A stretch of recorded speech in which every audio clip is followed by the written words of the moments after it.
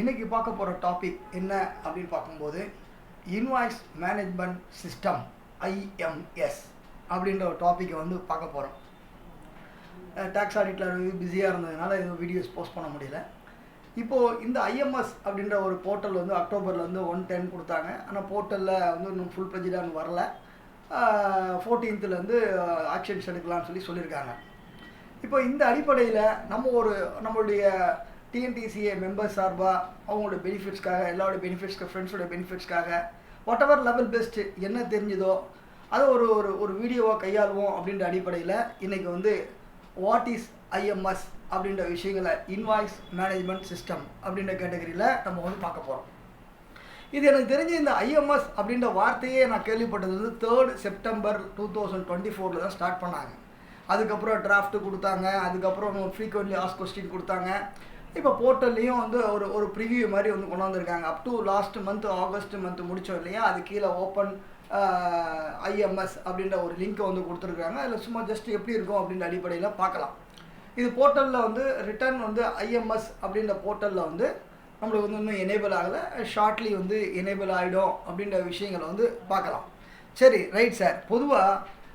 பொதுவாக ஜிஎஸ்டியை பொறுத்த வரைக்கும் வந்து மோஸ்ட் ஆஃப் தி கேரக்டர் வந்து 3 கேரக்டர்ஸ் அப்படின்னு நம்ம வந்து சொல்லுவோம். ஜிஎஸ்டி, ஐடிசி, ஆர்சிஎம், எஸ்சிஎன், பல விஷயங்கள் பார்க்கும்போது ஜிஎஸ்டியில் வந்து 3 கேரக்டர்ஸ். அந்த அடிப்படையில் இன்றைக்கி ஐஎம்எஸ் அப்படின்ற விஷயங்களை வந்து கொண்டு வராங்க.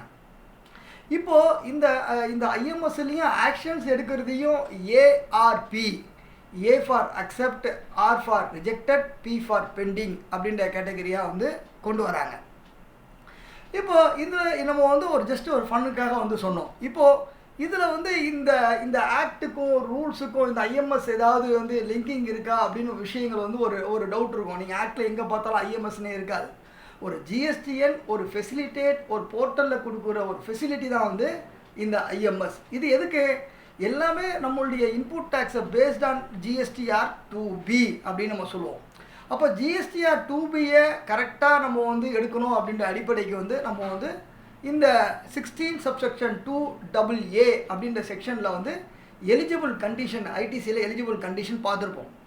இது நோட்டிஃபிகேஷன் நம்பர் 39/2022 5th கண்டிஷனாக வந்து 1/1/2022 வந்து கொண்டு வந்தாங்க இந்த ஜிஎஸ்டிஆர் 2B அப்படின்றத.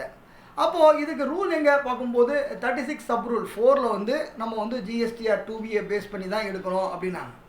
அதுக்கப்புறம் என்ன பண்ணாங்க, certain changes in 3BA போர்ட்டலில் வந்து நோட்டிஃபிகேஷன் நம்பர் 14/2022 வந்து டேட்டட் 5th July 2022 வந்து ஒரு நோட்டிஃபிகேஷன் கொடுத்தாங்க. 14/2022 வாட் எவர் ஐடிசி எதுவாக இருந்தாலும் நம்ம வந்து ஆல் அதர் ஐடிசியில் எடுத்துட்டு தான் temporary reversal, permanent reversal action எடுக்கணும் அப்படின்ற விஷயங்களை வந்து சர்க்குலர் நம்பர் 170/2022 வந்து நம்மளுக்கு வந்து கொடுத்தாங்க. டேட்டட் 6th July வந்து கொடுத்தாங்க.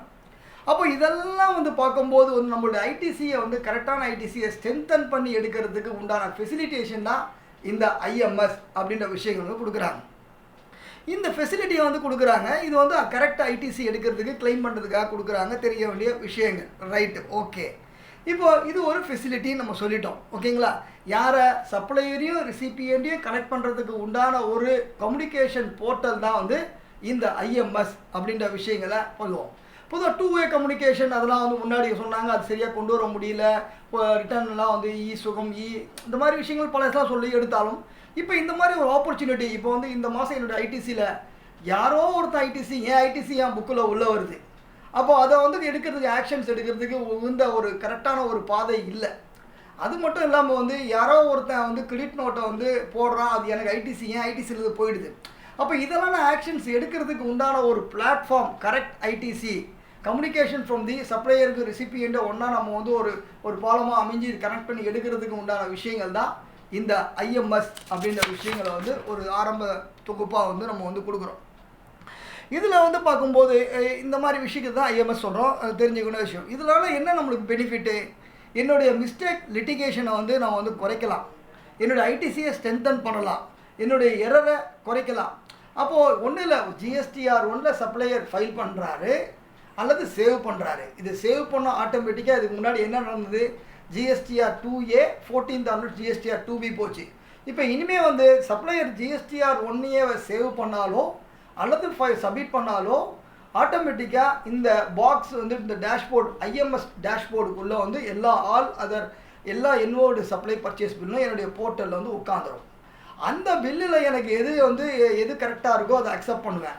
எய்தர் அக்செப்டட், கரெக்டாக இல்லைன்னா நான் ரிஜெக்ட் பண்ணுவேன். எனக்கு வந்து 16 சப்செக்ஷன் 2ல் கண்டிஷன் படி மேட்ச் ஆகலை அப்படின்னு பார்க்கும்போது அதை பார்க் பண்ணுறதுக்கு பெண்டிங் அப்படின்றது. ரைட் சார், இந்த ஆக்ஷன்ஸே நான் எடுக்கலை அப்படின்னா, நான் ஆக்ஷன்ஸே எடுக்கலைன்னா டீம்டு அக்செப்டன்ஸ் அப்படின்ற விஷயங்களை வந்து கொண்டு வராங்க, தெரிஞ்சிக்க வேண்டிய விஷயங்கள். ரைட் சார், இப்போது இது எங்கே போய் பார்க்கணும்? போர்ட்டலில் www.gst.gov.in அப்படின்ற கேட்டகரியில் சர்வீஸ் அப்படின்னு பார்க்கும்போது இதில் வந்து ரிட்டன் ஐஎம்எஸ் அப்படின்ற விஷயங்களை போனால் நம்ம வந்து செலக்ட் பண்ணி எடுக்கலாம் அப்படின்ற விஷயங்களை கொடுக்குறாங்க. ரைட்டு, ஆனால் இது இன்னும் போர்ட்டல் இன்னும் ஸ்டில் எனேபிள் ஆகலாம். ஆனால் இப்போ எக்ஸிஸ்டிங் முடிஞ்ச ஆகஸ்ட் மந்த் கீழே பாட்டம் போனீங்கன்னா ஓப்பன் ஐஎம்எஸ்ன்றது எக்ஸிஸ்டிங் எப்படி ஸ்ட்ரக்சர்ஸ் இருக்கும் அப்படின்ற விஷயங்களை வந்து கொடுக்குறாங்க. இப்படி ஐஎம்எஸ் போர்ட்டல் உள்ள நான் கிளிக் பண்ணால் எனக்கு 2 ஆப்ஷன்ஸ் கொடுக்குறாங்க. ஒன்று inward supply, another one is outward supply அப்படின்றோம்.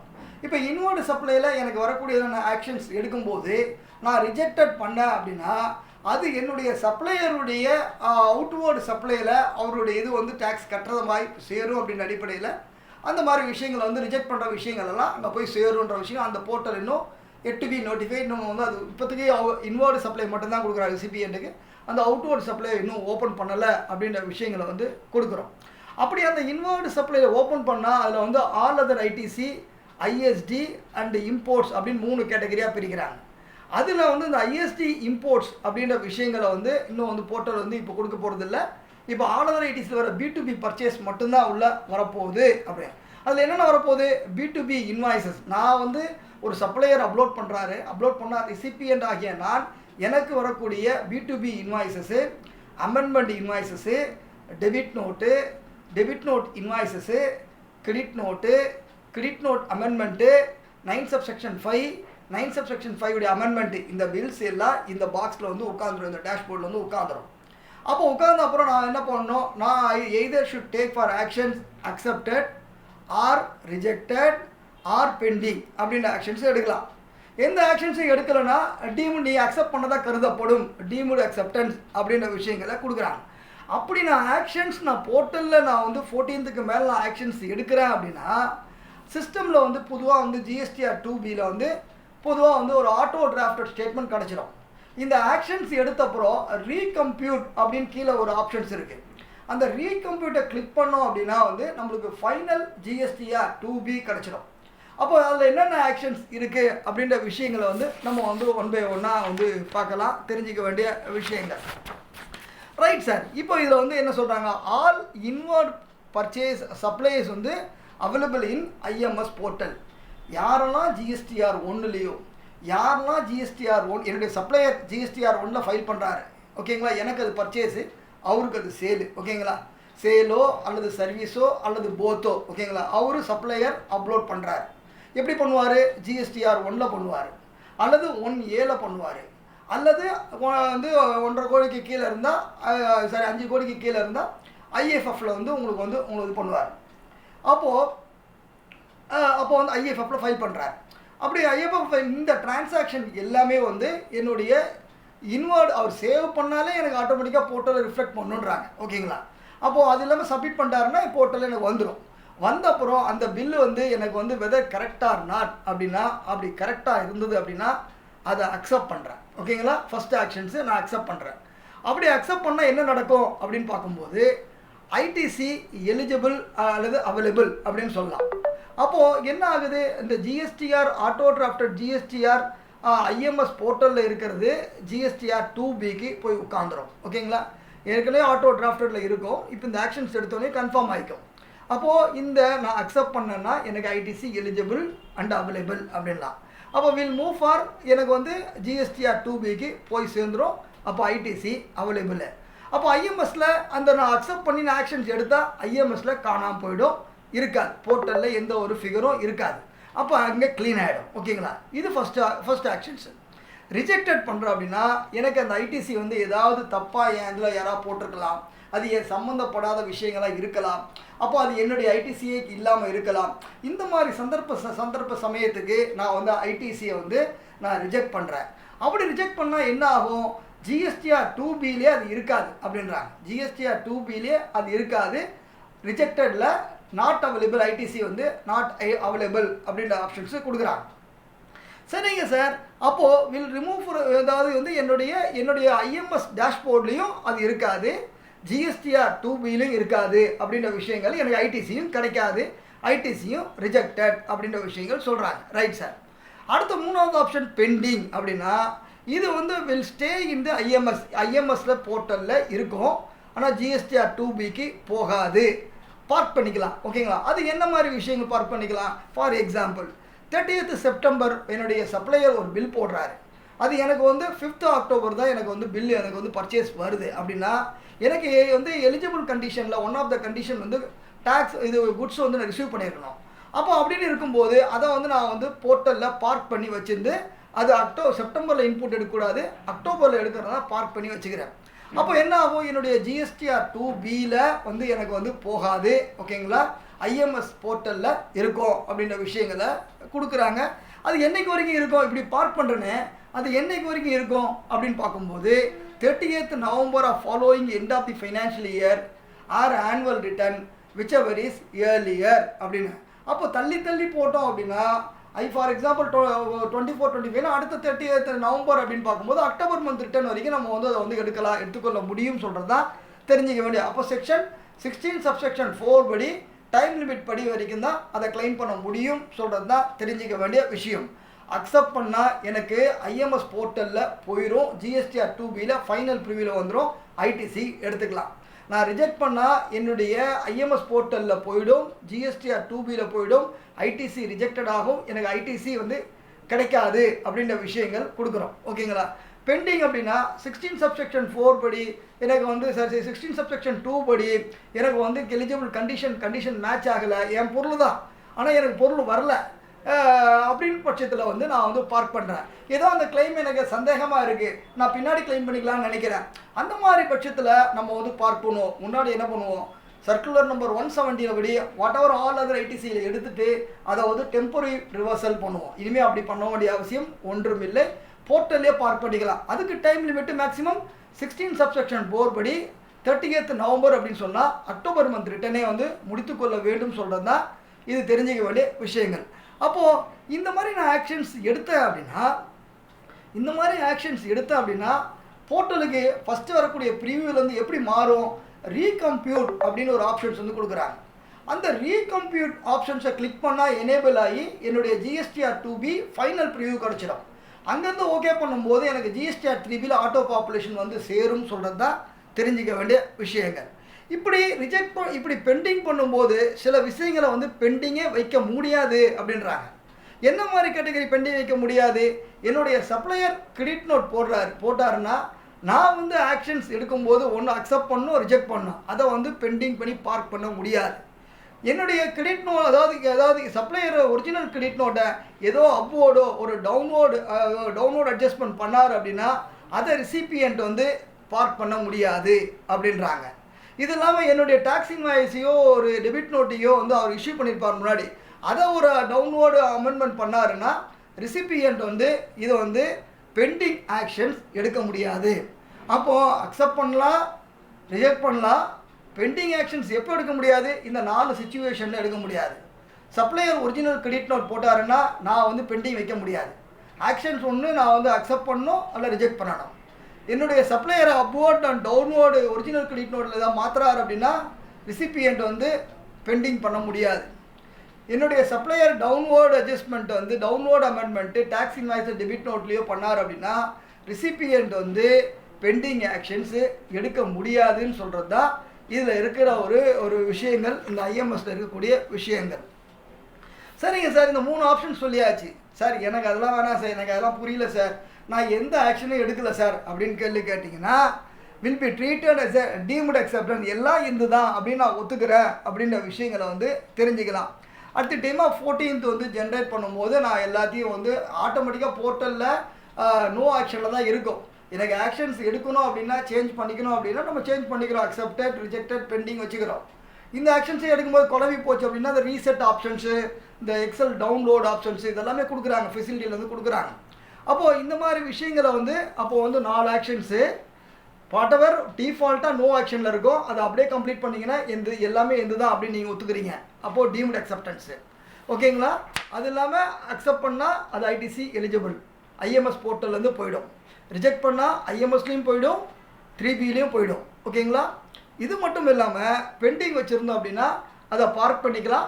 மேக்ஸிமம் டைம் லிமிட் வந்து 16 சப்செக்ஷன் 4 இருக்க டைம் லிமிட் படி ஒரு 4 சிச்சுவேஷனில் பார்க் பண்ண முடியாது, பெண்டிங் வைக்க முடியாது அப்படின்ற விஷயங்களை வந்து நம்மளுக்கு வந்து கொடுக்குறாங்க.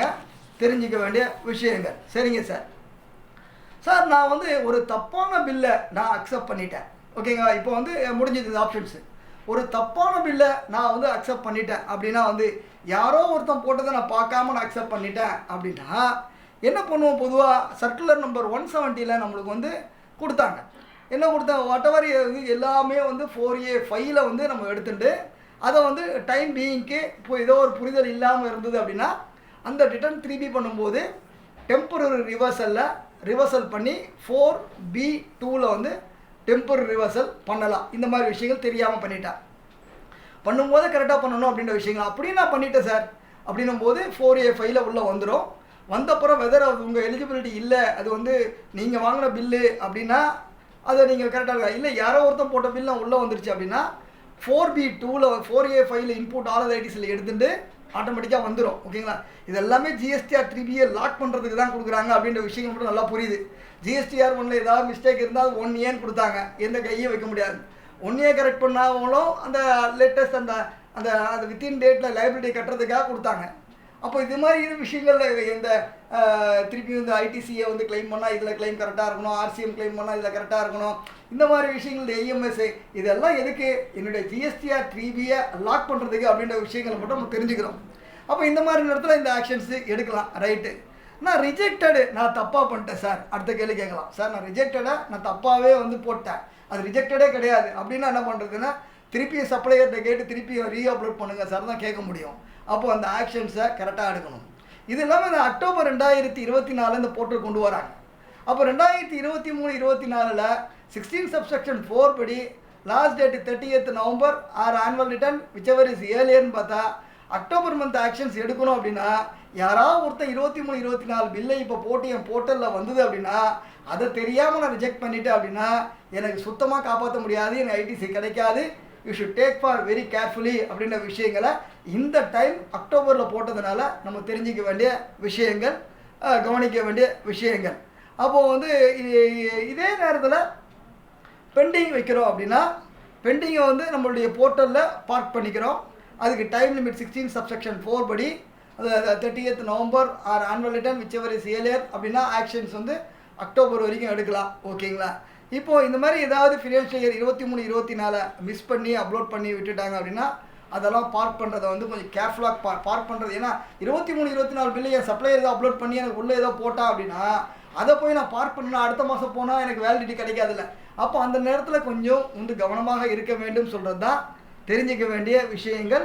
Carefully handle with this matter வந்து ஐடிசி கிடைக்கிறதுக்கு ரொம்ப வந்து இந்த 23-24 அக்டோபர் போர்ட்டலை ஓப்பன் பண்ணிட்டாங்கன்னா எடுக்கக்கூடிய கடைசி காலகட்டங்கள் அந்த அக்டோபர் அப்படின்னா அப்போது வந்து கரெக்டாக இருக்கணும் அப்படின்ற விஷயங்களை நம்ம தெரிஞ்சுக்கலாம்.